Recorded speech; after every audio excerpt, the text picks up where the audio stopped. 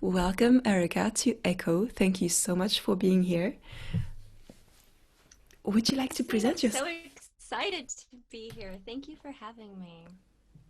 Thank you so much. We've been working together for a long time right now. It feels like it's been long, and we have exchanged services. We have, seen each other grow through the pandemic, but also before that. So, would you like to share with the people who are listening to us right now what do you do? What's your message? Oh, let's see. In the context of here, because we're so many things, right? Something that I pull from you is how multidimensional we all are. But I suppose that I am a web weaver, a dot connector, a community builder, a hostess, a seed planter. And I kind of work all those together in the space of my business, which is called Collective Commons, where I'm really just on a mission to help people feel more connected to themselves, each other, and the earth, the world around them. So I like to mix a lot of different modalities and practices into finding ways to just help people feel better and do better. Thank you. I love how you said like you're planting new seeds because every time you come up with something new, I'm like, this is amazing. Oh my God, we needed that. Thank you. Do you want to talk about your pro pods and your zodiac sessions as well, where you're just creating communities? Yeah, so the pandemic really forced me to shift what I was doing. I was doing a lot of consulting work. I've worked with startups my entire life, so over 20 years. And it was easy, right? Because people were just coming to me and they needed help. And I've always kind of naturally been the person that helped bring people together. And all that kind of went away when this pandemic started. And so I got to focus on the business that I had dreamed about building, but just hadn't gotten to yet, which was creating spaces for people to, again, like I said, I'm a hostess. So I just want to create spaces for people to come in and find community and find support and encouragement. And so we started doing that virtually, and I called them pods. And so we have some like personal versions where we'll do some divination, we'll pull cards, or we'll do something like the I Ching, some kind of practice, and just kind of all help each other see how that's landing and talk through how that's applying to us. And of course, thanks to you, um, I can do some energy work now, and we can throw a little reiki in there. We do some meditating. So I wanted to have a place where, just like, people sign up to go to a yoga class or a, whatever, they go to the gym, like, where you take some time to really nurture your spirit. So we have that version, and then I also do a pro version of that, the pro pods, where we're getting together just some intuitive business people that are working on, maybe it's a side hustle or their own project, and creating a space for people to find accountability and, again, support, and just kind of, multiple brains are better than one, right? So when we get together and we talk about what we want to do, and we have some help brainstorming, and we just start speaking things into existence, and we have that support, that's what the pro pods are. And so, yeah, we've started toying with what that looks like if we start doing one for every astro season, and just figuring out how we can work with the energy of the moment. So just like you check the weather when you're trying to figure out what to wear, what you're going to do, like, let's check the cosmos and see what energy is going on up there and how we can apply that and work with that for the weeks ahead. So pods are, yeah, just these little virtual spaces where we create magic in Zoom rooms, so that physical locations are no longer a boundary to finding people that you can really connect. And just, there's a lot of great things that can happen digitally, so you don't have to worry about like what's in your town or a pandemic or any of that stuff. You just hop on wherever you are. Thank you. I love that. I love those ideas. Like we need that. And even with business, we really have to put on a figure, right? A public figure where we're advancing and all those things. But in the pods, it feels like you can just connect with people. I've been to some of your sessions before the pandemic where it felt amazing because we were directly in the depth of connecting with one another, even though we didn't know one another. And Yeah. thank you. Thank you for that. We reach an intimacy that is so needed. So needed, really. Yeah, I think when people are able to be in a space where they feel comfortable to share and be vulnerable, that's really powerful. And we're humans. We learn by telling and hearing stories. And so, a lot of times in the pods, I say this a lot, but like someone will be saying something, and of course, my brain, I'm just like, oh, well, why don't they just do this? But then, we're sitting, we're actively listening, and I'm like, oh no, that's for me. That's what I needed. That's what I should be doing, or like that's something that I needed to hear. And so I believe that we all carry medicine for each other. And when we connect and we're feeling safe enough where we can share our stories and what's going on, we are able to give each other that medicine and we're all able to learn from it.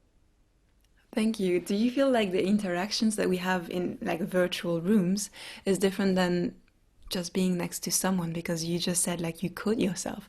You didn't interrupt the person and you just continue to listen. Whereas I guess in public life, I mean, at least it would be like that in France. We would be just giving our opinions instead of being there.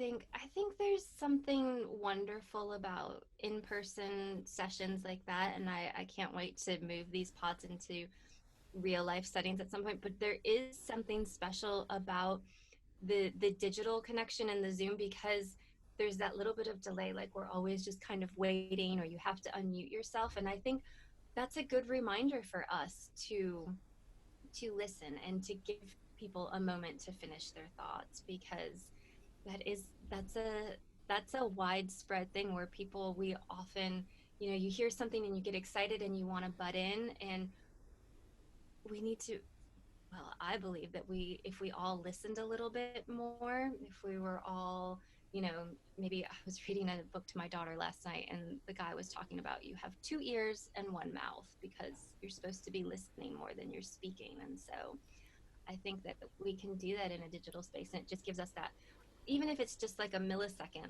of lag time where you have to hit the unmute button or something, where you actually have to think like, should I be butting in right now? So yeah. I love that. I really love that. I'm part of another program based on gene keys where in the community calls where we're a lot of people, they're asking us to have a relay and a different way of like just listening to people. And when if you should decide to participate and reply to that person, you reply from you, like what you experience, and not I think you should be doing that, which is such a powerful conscious way of just being there and looking at the person even though it's on the screen. So thank you for being one of those person creating those spaces and allowing us to be heard and also to consider our truth being shared with people we don't know, which is a big thing. Yeah, keeping it to yourself. And it was something that you just said there is, a lot of us, and I hear this all the time, and I hear my daughter doing it, and I know that she's picked it up from me and my husband, but that you should, I would just invite anyone to remove should. Or a lot of times we tell ourselves what we should do. Like, do not should yourself. Like, maybe try replacing that with could. Like, you could do this, or I would do this. But should is one of those words that I've been trying to remove or really limit in my vocabulary. Thank you for saying this. I've been trying that for a few years to be like, well, I haven't been asked for advice, so if people come to me and they tell me a story, I'm just gonna listen. And then if they ask me for my opinion, then I could say from my point of view, knowing that they are fully sovereign souls, like they're not lost, they're not victims. They know what to do. Otherwise, the problem wouldn't be here. So trying to look at people as their highest self, like they will figure it out. I trust them. I'm not a savior. I'm just here to serve if they ask me to serve them, if they give me the permission.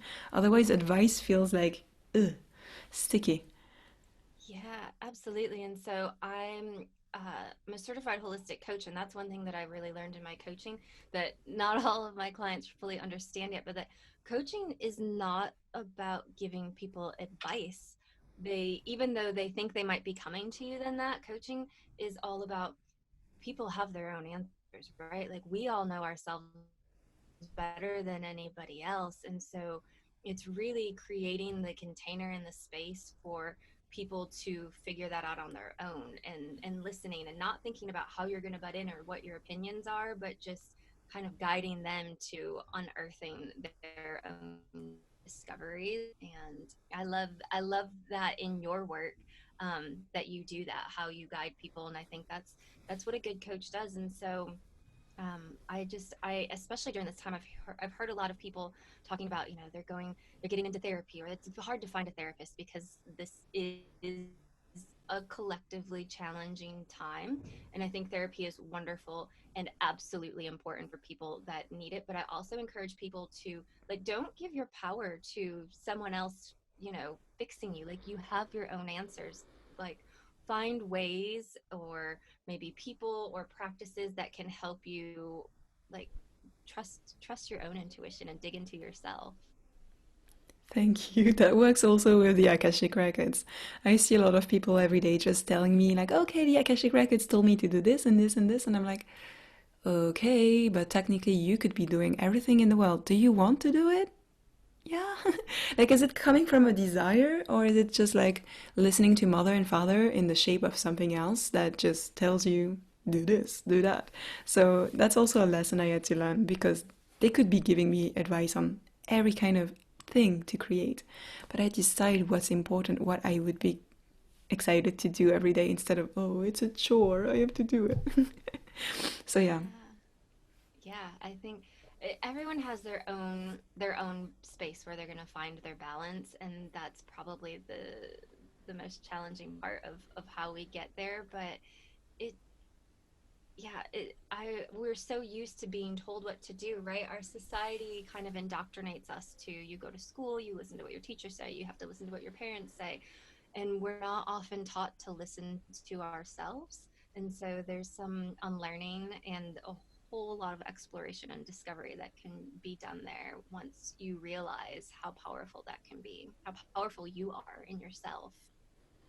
Exactly. And that would bring me back to the theme that I wanted to discuss with you, because we talked about, parts collective being together and united. Like, I see you are, you know, your message is to bring justice, to kind of fight the system and learn from what's happening, and find new solutions. We don't have the solutions, but we can try. We can try to find those new solutions. So I wanted to like start on that theme. Like, we are finding solutions and being together instead of being divided, just like the governments, social media, and all those entities are trying to keep us divided, trying to keep us insecure about our own bodies and thoughts, in order to make us look into this and like compare and feel bad. And well, when we start to accept and unite, there is a beauty. So, how did you come about this for your own self? Like, okay, I'm going to stand up and do something about it. How did that happen for you? Yeah, so one of my last year I was asked to write a chapter in a book, and I was like, what am I going to write? Like, I don't know. And so around the same time, I had a client who, in the bottom of her email signature, had a link for something called One Word for Life. And so of course I click it because I love stalking and getting to know new people. And it was the story about, she was on a road trip and she asked whoever she was with, like, if you could describe the meaning of life in one word, what would it be? And so she made this website, and they started asking people along the way. And everyone was like, well, they needed to think about it, right? Like, if you're going to distill the meaning of life down to one word, you want to put some thought into that. And she had a thing where once you picked it, you could put your word in, and then you could see what everyone else had put, but you couldn't figure out what anyone else had put until you had decided on your own. So I sat with that for a while, and because I wanted mine to be like great, just amazing. And I kind of realized that something that I do when I don't have the answers or when I'm not sure is I revert back to nature. And what happens in the natural world? What does Mother Earth do? And I came up with this idea of connection. I started thinking about the, like, mother trees in the forest, how we have in forests, underneath. the ground. There's all of these connections, all the root systems, mycelium, fungi. That's why my whole theme of my website and everything is mushrooms, but everything is connected. And even though, like in the forest, trees, different species of trees or different things, they look like they're competing, but actually underground they're all connected. And so when I started thinking about, like babies when they're born are really built super self-sufficient, and they can live without food or water for days, but not without like physical touch, physical connection. They need to be held. And so I just started thinking about this connection thing, and so I came up with my word was connection. And just the more that we realize that everything is connected, the more we live in harmony with each other. And so that's when I really kind of,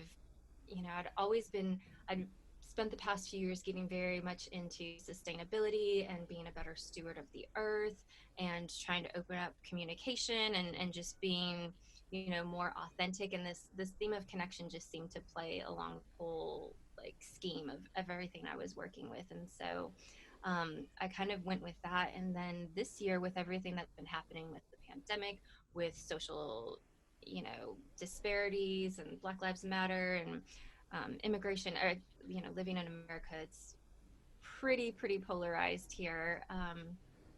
Just seeing how everything is connected. And so then I started realizing that I can't have these such strong personal convictions personally and not address them publicly when my whole thing is talking about connection. And so I, had to discard some limiting beliefs that um, it's that's the thing. I don't even think it's politics anymore, but just what I deemed politics before and things like that were not a part of this. Because the fact of the matter is that, if we want to connect with ourselves, if we want to connect with other people, if we want to create a better world, a better community for us to live in, we have to start making all of these connections of how everything affects each other. Because um, we are not an island. Like, no man is an island. We are all, whether we realize it or not, affecting each other. And so um, that's become like the crux of my work, is this whole connection thing. So was thrilled when you wanted to chat about that today. That's really, really, really cool. Thank you. It reminded me of the book Emergent Strategy by Adrienne Mary Brown. Have you read it? I have not, but I'm going to add that to my list. Yes, you will love it. I put some extracts of it in Reiki school because it really feels like it's the most important book that we have to read right now. It's really just like bringing social justice in ways that are emergent. So, like just bringing it in a way that everyone can join and partake in. And yeah, you will love it. And everyone listening, please go buy it. Um, Yes. yes, so connections. I love the fact that you went back to nature because we're all, partaking in this earth.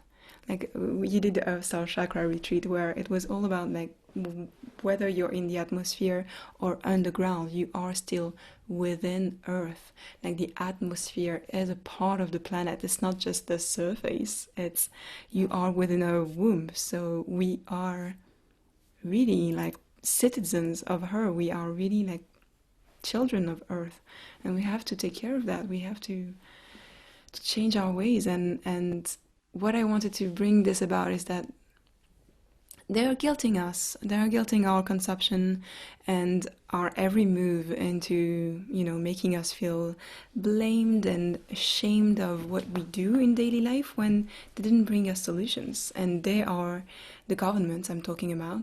They are still being really relaxed about corporations. So the corporations are creating 71% of the emissions, and we are the ones who are to blame. Like, what is this? I'm getting really angry these days, and I'm really like open about it. I used to be like that on Twitter, and now I'm like on Instagram. I'm like fuck all this, but but like, what can we do? Like, should we start a revolution where everywhere we go and just I Yeah. don't know. Yeah, we should, right? Because this is all okay, for all we know, me in this skin suit, this human body that I'm in right now, like this is all I know. And so this is what I'm here for.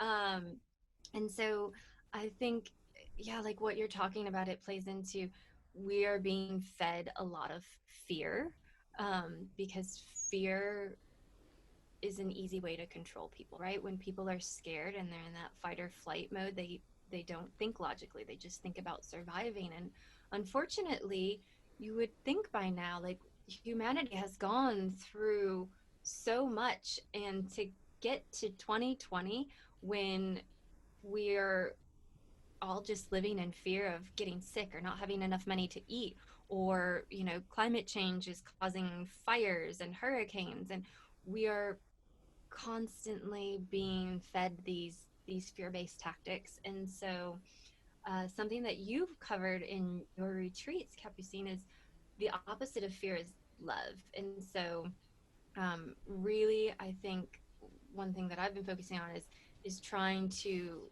and that you have as well, is we're trying to get people back to this heart-centered, this heart-led action where we work from here, from the heart and not the brain, because the heart is so much more powerful, 100,000 times more magnetic than the brain. And so if we can get off the hamster wheel of the stories that are being fed to us, and again, this is why, like, I think both of us, and I've noticed this shift in a lot of people.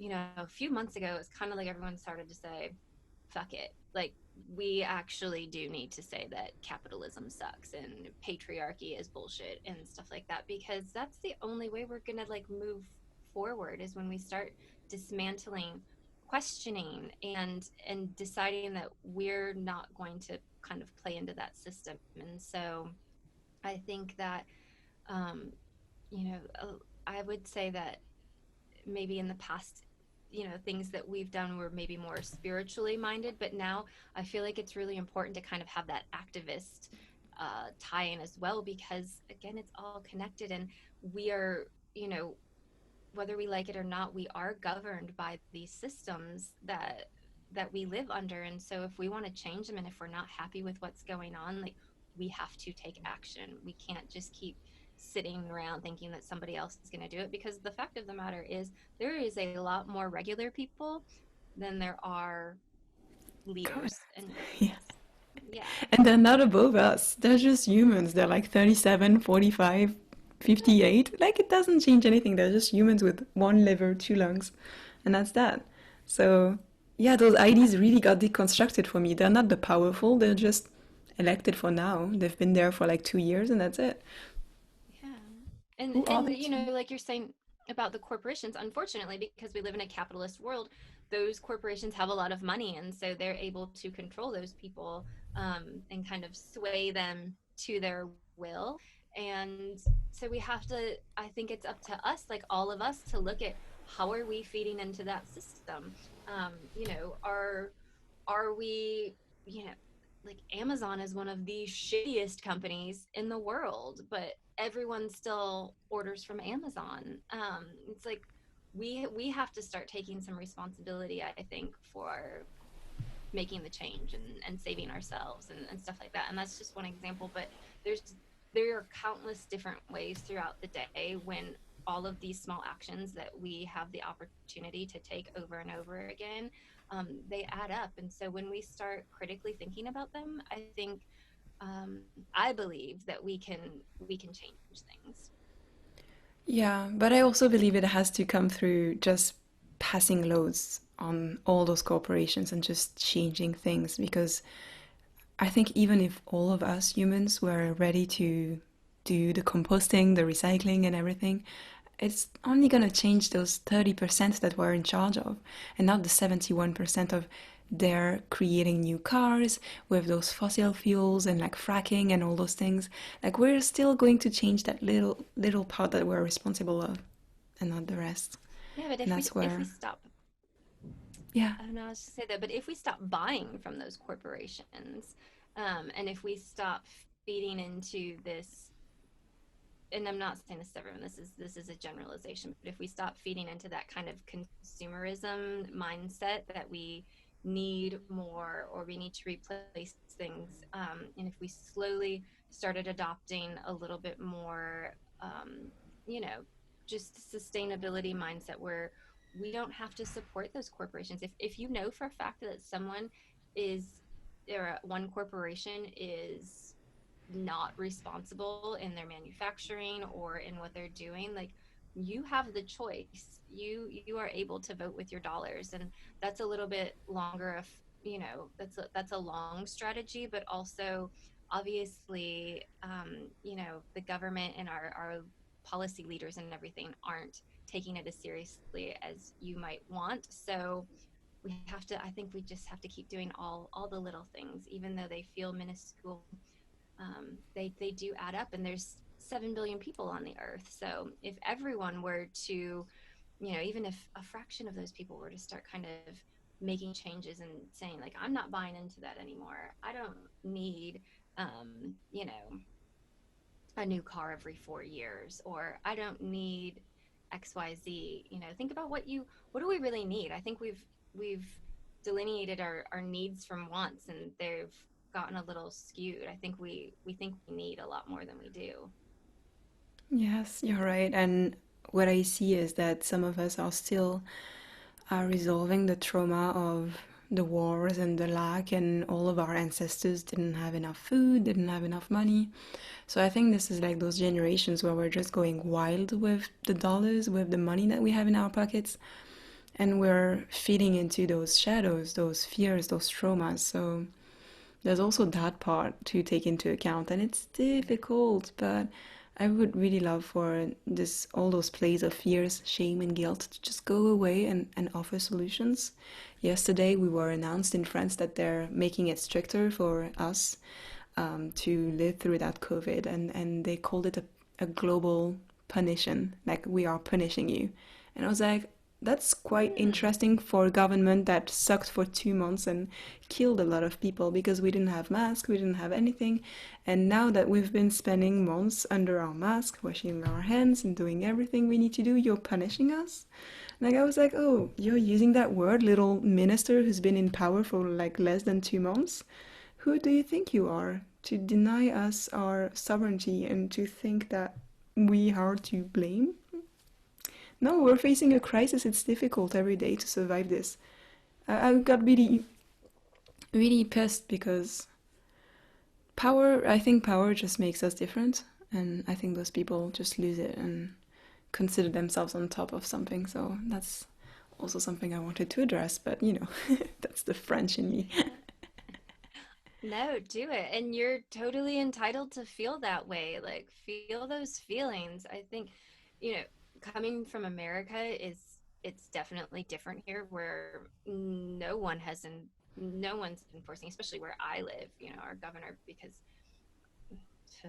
yeah, so many things, but it's not being enforced, and people keep getting sick. And you know how it came out, I think, about a week ago, that our government had $1 billion that they could have used in masks, and they instead spent it on the military.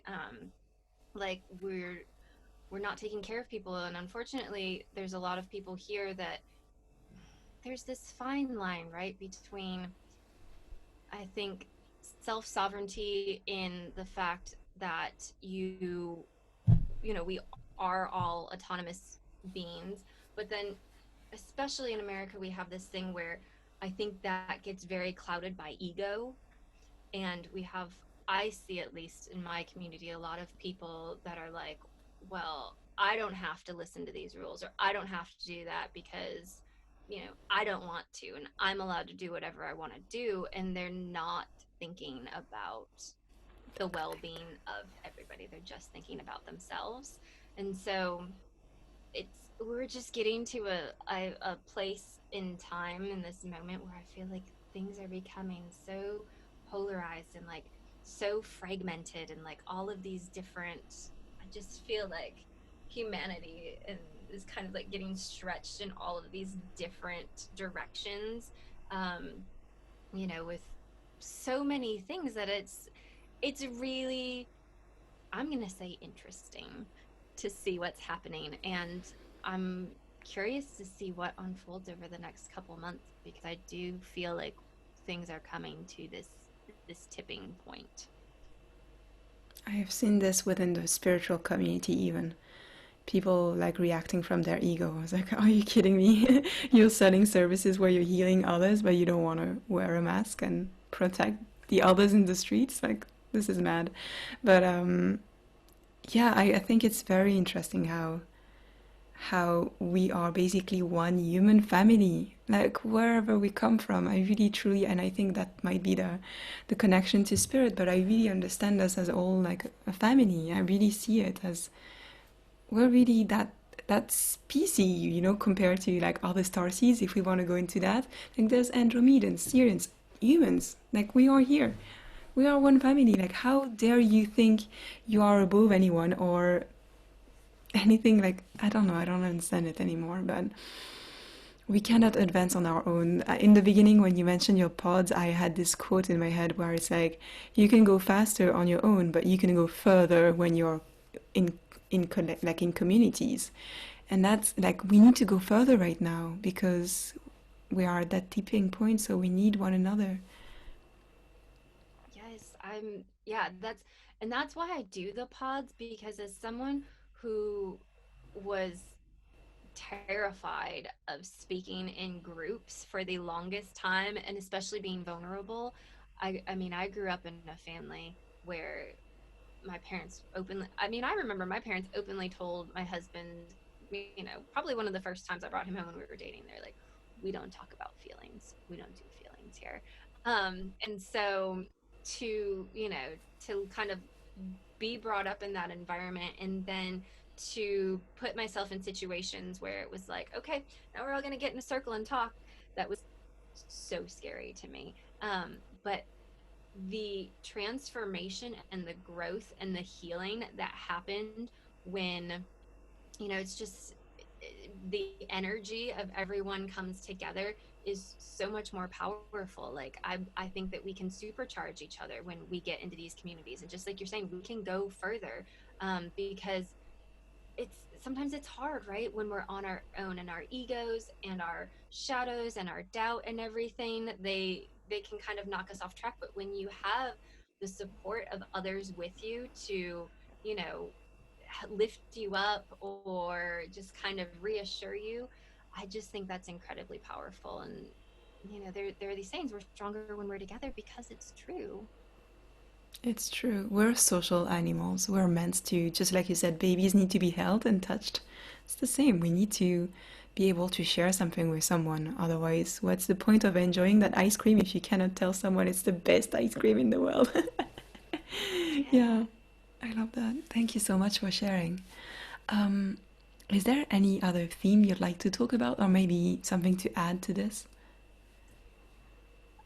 Just kind of along those lines, and I don't know if you have any thoughts on this, Capucine, but there's a, again, the polarities and everything, right? Is that I feel like as a society, as a culture, that we've been taught, we've been led this kind of ego trip of, people are self-made. You work hard, you do this stuff, you do it on your own. We don't necessarily consider the community or the other people that helped you on your way.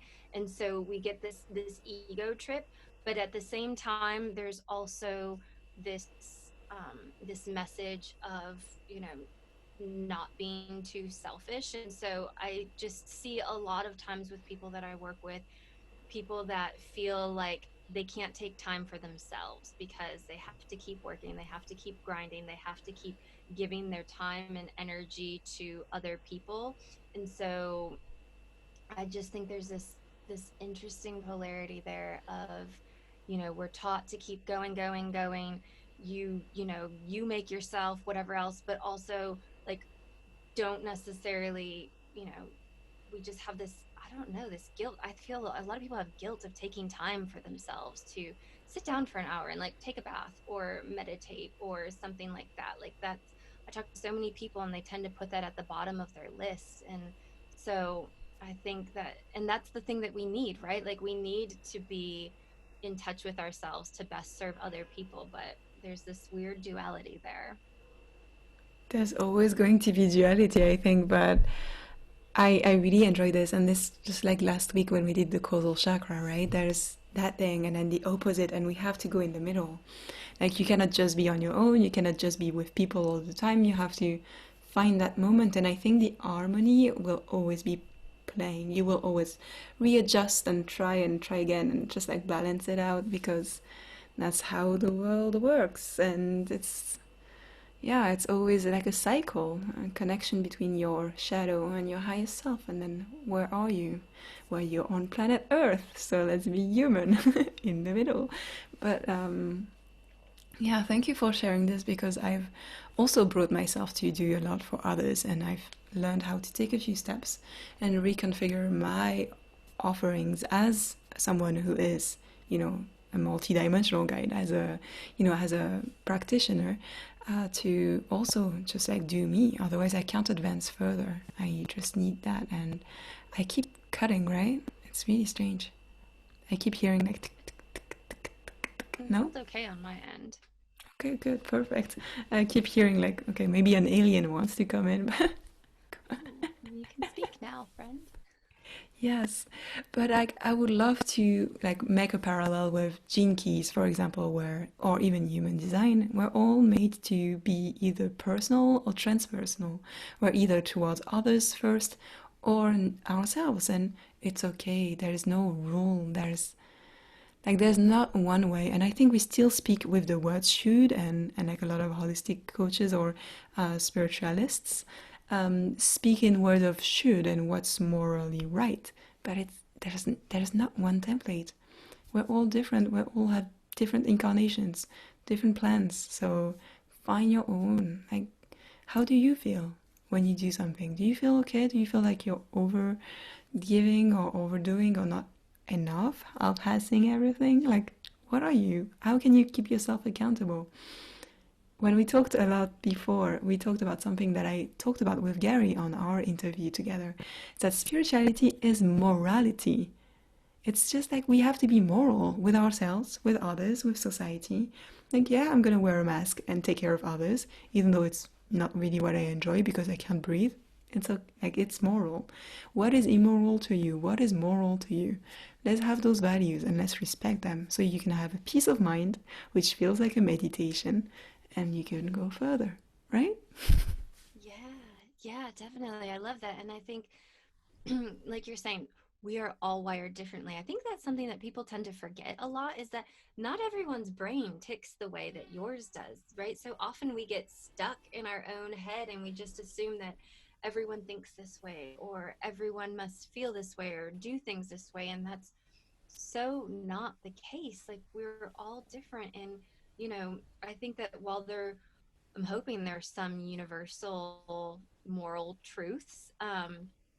There's there's a lot of gray area. Like I don't think that things are just black and white, and I think that's the beauty of why there's all of these different souls walking the earth right now. And I had this thought when you were talking about like I feel like religion is a way to try to organize that and try to again in my mind like control people to one kind of rigid set of rules when I don't know that there is one set of rigid rules or that there needs to be if we all just align with our highest selves, right? And are constantly striving to embody that, then what would the world look like? What would what would this space look like if we were all just being authentic?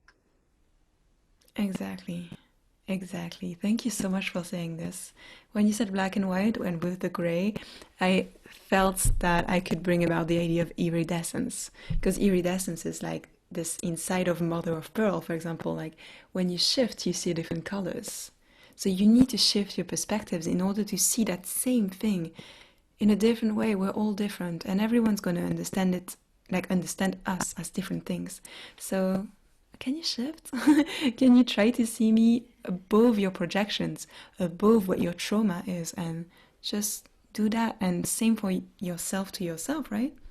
Can you stop looking at yourself through the eyes of your very critical grandmother or whatever? Can you just try to be like, I'm gonna see the pink side? Yeah, okay. Yes, yes, that shifting piece is so key. And I think one thing to keep in mind when you're doing that is to try to shift, try to think of yourself as an observer, right? Like observing without judgment. Because when we can do that, I feel like we're able to see things, and so we can do that with ourselves. If you try to take some of the emotional reactions out of when you're shifting and looking for these different angles and different perspectives, and again, just listening to other people, right? Like actively listening. Like when you're talking to someone, I would encourage who's ever made it this far and is listening, like when you're having conversations, what would it be like if you just listened and you weren't thinking about how you're going to respond, or oh, that brings up something, like just kind of like when you're meditating, like just kind of let that fall away and just listen and let them finish and then see what comes up at the end of that. Because I think those are powerful to gain those insights and those other perspectives. Thank you so much. I'm always going to say thank you to whatever you say because like we all needed to hear that. So thank you for your participation in this conversation. um, Oh, thank you for having this conversation with me. It's so lovely. Thank you. I'm going to go back to the emotions, right? Like we were being told to listen to our emotions for the first time in centuries and millenniums, right? And we're becoming emotionally conscious, which is really good. But there still comes with a judgment, right? Sadness is sadness. Sadness is bad. Okay, no, anger is bad. Like, no, no, no, no. If you listen to emotions, it's just the weather. It's just like your thoughts. You don't have to identify with them. Don't identify with your emotions. Like, things come, and you could just try to observe what's happening and then make choices from this observation instead of being so much into that thing so that that thing happens, right? Sometimes we're so quick to be like, oh my god, I'm sad. I should meditate and be so okay with that sadness. Well, if sadness is coming, it's the natural rhythm of your trauma evaporating, your pain being witnessed. So let's just try to witness it until it finishes instead of trying to be so proactive. In the end, I think the solution to a lot of things is just to witness and like surrender. And I know it's even that could be misinterpreted, but it's so complex. But just like we have to let the universe do what it's doing, and we are the universe. So sometimes there's a time for actions, and sometimes there's a time where you could just be listening. That's it. Yeah, let it be. Just let it be. And I love that you uh, were talking about emotions being the weather. So my 3-year-old is in virtual preschool, and that's how they start every class. Is every kid gets to go around and they get to talk about what's the weather like outside, and then what's the weather like inside. How are you feeling? Which I think it's such a powerful analogy. And yeah, not again dropping the judgment. Things don't have to be good or bad, they just are. And so when we that the judgment is what charges things. And I don't think we necessarily need that if we can just witness things and then let them run their natural course. That's I life is easier. Life is easier that way when we stop judging everything. It's not. I don't believe that it's our place to judge. So I I've been learning in a lot of situations, and that this is a practice that, I mean, it's always a work in progress, but to just release the judgments of other people's, because a lot of these things too, like they're I think sometimes we take other people's actions personally. And the fact of the matter is that most people are thinking of themselves first, right? Like we're just, again, we're trying to survive. And so um we start attaching these emotions, or we start making up these stories or these judgment calls about things that's not even what they were intended for. And we get kind of stuck in these this it's a low energy, I feel like, when you're in that space. So yeah, releasing the judgment. Emotions just are. Let them pass. Yeah, exactly. Like they're gonna pass. That's what it does. Judgment feels like it's crystallizing things. As in, oh, that's your identity now. You are that person. Or the other is that person. No, it's not. Like we don't even have an identity. Everything shifts all the time. So Yeah, when those emotions happen, like I remind myself, like, wait, I'm not this over sad person. I was really happy this morning for 2 hours. Like, where did that one come from? Okay, so let's just witness and like journal and like whatever. But mm, Yeah. And I think sometimes that's just, just like the weather, it's the natural patterns of whatever. And I think you just have to kind of just let it pass. It's our physical body, like tears or fatigue sometimes, like that's just our physical body telling us like what it needs to release, so that it can move on. And it doesn't, it's yeah, it's just a thing. It doesn't, we don't have to take things so personally. We don't have to attach and hold on to those things. yeah, and even the body is not even telling us what we need. It's just evaporating what it didn't need, and that pain is not like, oh, you have anger. It just means anger is going away. Like it's already doing its job. We don't have to do the Reiki session. We don't have to do the tarot. We're already doing the work because the body knows, or anything else knows. But yeah, there's Yeah, a beauty in deconstructing all these complex things. Thank you. there is. Yeah. And I mean, emotions are just, it's an energy motion. It's a, whatever that is. It just, things have to move through us. So everything's cyclical. The energy wants to keep moving, right? And so if we we can store it. We can't create it or destroy energy. That's just one of the laws of nature that has been incredibly powerful for me, especially to dive into more in the recent past. Of, we can't create, we can't destroy energy. We can transmute it, we can store it, or we can move it. And so figuring out what the best options are for us, I think, are important. And just kind of like you were talking, kind of to circle back, that brings up, like, we're talking about governments and systems that are controlling. And if we're going to get into like capitalism and all those things, like I feel like a lot of that, those systems, they work based on accumulation, right? They're just trying to accumulate power and store it. And that's just like becoming this weight, this burden, this thing that's not serving everyone, because there's so many people. Like, finding ways to let that energy flow and move and kind of be dispersed to everybody. I'm gonna sound like a socialist here, but like, there's so many people. We don't have to keep holding and grasping and accumulating things. Like, I believe that there's enough for everybody if we allow that energy, and whatever, however that comes, and whatever resources or whatever, if we allow that to flow. But I wanna end with one thing that I heard and that I really wanted to say here. But like energy, when we are being outraged and blaming things, we're actually nourishing that thing. And the more we can actually focus on solutions, just like the book I mentioned in the beginning, the more we create solutions and we focus on that and on the thing that we build right now instead of the past, the more we can actually shift us away from those things. So of course we need to mention what is happening. We have to talk about what's happening, but also redirect the energy into what we are creating instead of that. So instead of saying like, oh, plastic, plastic, plastic, let's talk about this, the new thing Yeah. that replaces plastic. And that really is an energy lesson. Like that's at the base of everything you said. We cannot kill, we cannot create. I don't think we can kill racism, but we can create, we can, sorry, shift it into opening and being conscious and like learning that we are not different. We are equal to one another. There is not any person in the world who is deserving less like than you. That's it. No matter their productivity, we're all deserving of the same. That's it. We're just human being. We deserve everything. So that's it.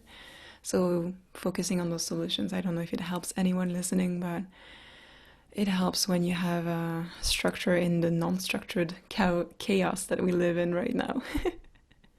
Yeah, Yeah. I completely agree. Like, I think, like you said, it's important too, because we have these feelings, right? We have these feelings, and you need to let them out. Again, don't store them, don't bottle them up. Um, kind of release what you need to release, and then look forward, right? Like we're moving forward. The world is going to keep turning, and so you can, you it's important to look back and to realize where you've come from and kind of what you've overcome. But if we want to find solutions and we want to create better spaces and just better opportunities for us to focus forward and think about how we can do that. So yeah, I love it. Yeah. Thank you. Again, it's a polarity. Like we have to be in the middle. We have to, again, the outrage and the solution meet in the middle. So thank you so much for this conversation. Would you like to give us details on how we can reach you, how we can work with you, and what's next for you? Yeah, so pretty much everything's on my website, which is collective-commons.com. Or I have a love-hate relationship with social media, but I suppose I'm on Instagram the most at collective.commons. And yeah, so I do one-on-one sessions. Again, I do the pods. We do a few different versions of those if you're looking for just a space to find some community and release whatever you need to release, maybe find hear what you need to hear. There's space for that. And I've actually been toying with, and I don't know when this will come out, or if this will be alive yet, but been toying with the idea of doing some, because people are I've been loving the community that people are meeting each other and becoming friends and cohorts in these pods. They're doing a series, like a weekly series, that's kind of talking, cultivating connection with a little bit of activism spliced in there. So that's something that I think I'll be working on. And like Capucine, like we've collaborated on, we did our summer solstice retreat, and so I think that looks like there's going to be a winter solstice retreat too. So if anyone wants to come experience that magic, meet us in December. Yes, exactly, for the solstice. So you can come, and I'm excited. I'm so excited to do that together and with all the community that was brought about together last time. So thank you. Thank you so much for being here. Thank you for this conversation. Absolutely. Thank you so much. Appreciate it.